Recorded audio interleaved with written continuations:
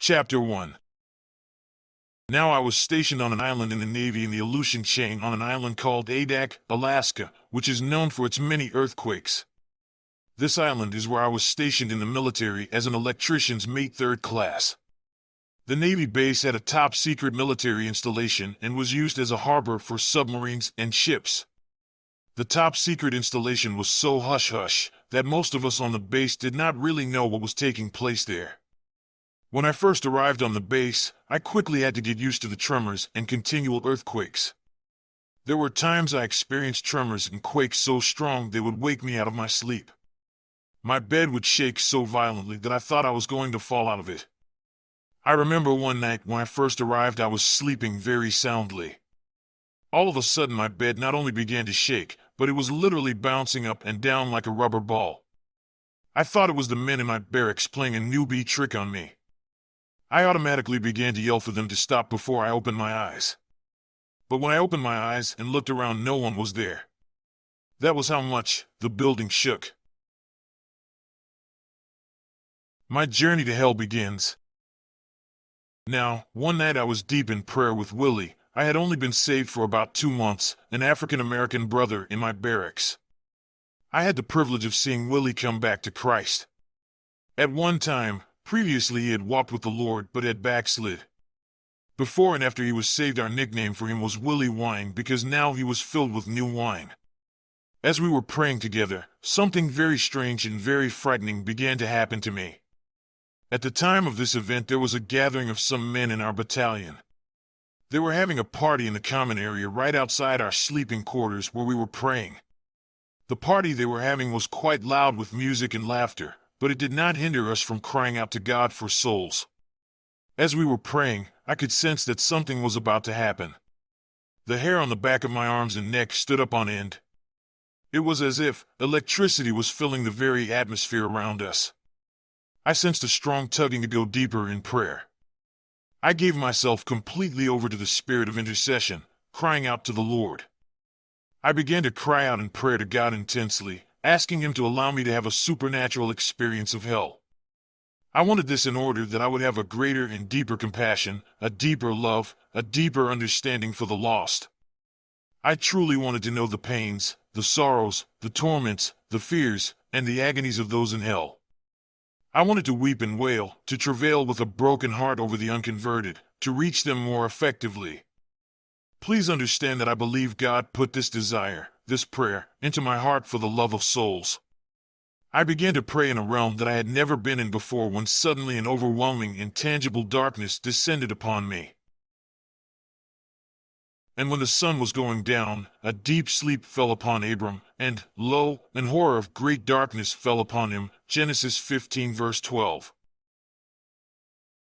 A frightening darkness enveloped me. Everything around me disappeared. I no longer heard the music or the party that was taking place. Even though Willie was right there with me, I did not hear or see him. And it seemed as if time itself had come to a stop. To my utter shock, amazement, and horror, the floor in the building around me began to shake more violently than I had ever experienced before. Usually when we did get a quake, Adak, Alaska, it would only last a matter of seconds. But in this situation the shaking did not stop as it normally did, rather it increased. The floor of the building ripped open. All I could do at this moment was to try to hug the floor and hang on for dear life. The darkness lifted, but I could not see Willie anywhere. Then a terrible ripping and grinding noise filled the air. I saw the floor of the barracks ripple like that of a wave on the sea. The very floor of the barracks that I was laying upon began to tear and rip apart. I watched in stunned amazement and horror as the floor tiles popped and stretched. The concrete and steel within the building began to twist and rip apart. And the floor I was laying on began to split and tear open right below me. I immediately began to look for a way to get out of the building. Everything was shaking so violently that I could not get up off the floor to make a dash to escape. The dust and dirt in the room was so thick and heavy that I could hardly breathe. Now this rip in the floor began to enlarge and became an opening. I would call it more like a hole.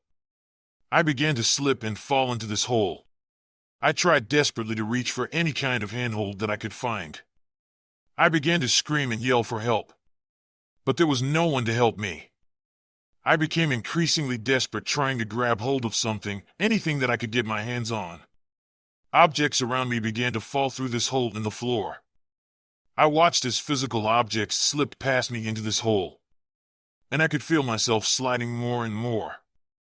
No matter how desperately I was trying to cling to and hold onto items to prevent my falling, there was nothing that I could do. Finally, I slipped and fell backward as if falling off a ladder. As I was falling, everything seemed to go into slow motion like film that is slowed for a preview. I was falling with parts of the crumbling building all around me. I watched as I fell past twisted steel beams, concrete floors, walls ripped into pieces, plumbing and heating pipes, and sparking electric wires. I went past the underground tunnels that connected the buildings together. The next thing that I knew, I was falling past the ground and rock of the island. This terrible rip in the earth, this hole that I was falling down, began to take on the form and similarity of that of a well, like an endless tube, an ever-proceeding pit. It became approximately 3 feet wide. As I was falling, I was desperately trying to grab hold of the rocks that were protruding from the sides of this deep, dark pit, but my descent was too fast.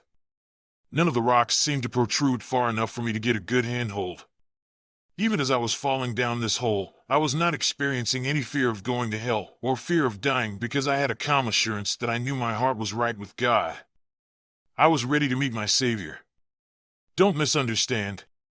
I am not saying that I had no fear. Though I knew in my heart that I was right with God, I was still filled with the absolute horror of not knowing what was happening to me. At that moment, I did not have any idea whatsoever that I was plunging into hell. I kept trying to figure out how I could stop my descent into this hole. What I was experiencing was mind-boggling, because to me it was truly physically happening. I could feel, touch, smell, hear, and see everything that was happening to me. Actually, everything seemed to be amplified beyond my normal 5 senses. Through the years, I had experienced dreams, nightmares, and hallucinations from drugs and alcohol which I had taken, but none of them came anywhere near to what I was experiencing at that very moment.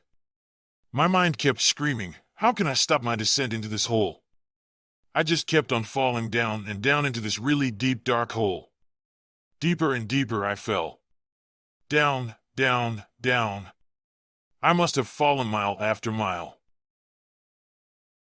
He hath said, which heard the words of God, which saw the vision of the Almighty, falling into a trance, but having his eyes open, Numbers 24 verse 4.